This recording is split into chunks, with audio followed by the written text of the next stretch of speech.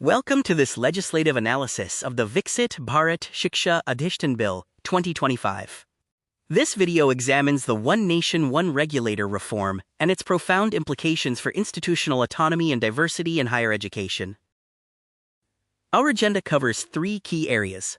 First, the structural reform from the Trinity to the unified VBSA architecture. Second, a critical analysis of negative externalities like centralization and financial decoupling. Finally, we assess the impact on linguistic plurality and the rural-metro divide. Historically, India's higher education system was fragmented, creating a, quote, compliance maze. It was governed by three major overlapping bodies: the UGC for general universities, AICTE for technical education, and NCTE for teacher education. The VBSA bill proposes a single-window regulator to streamline governance by dissolving the old Trinity. Its key goal is the separation of functions into three distinct verticals to ensure clear checks and balances. Pillar 1 is the Regulatory Council, focused on governance and compliance.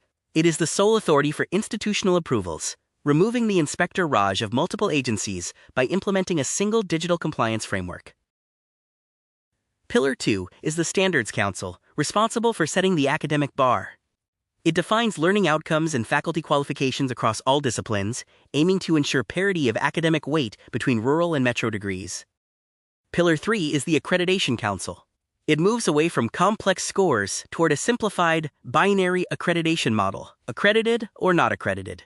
This simplifies the ecosystem and encourages institutions to meet basic quality benchmarks. A major change is the financial shift.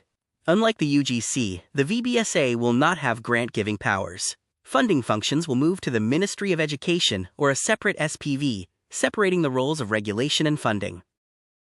Now we begin the critical analysis, examining the negative externalities that arise from the proposed centralization and structural changes. The One Nation, One Regulation model risks the iron cage effect, where centralized norms fail to account for local realities.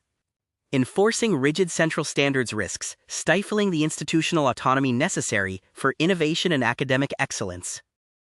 Moving grant-giving powers to the ministry creates a political control over funds. Institutions may feel compelled to align research with political preferences, eroding financial and institutional autonomy.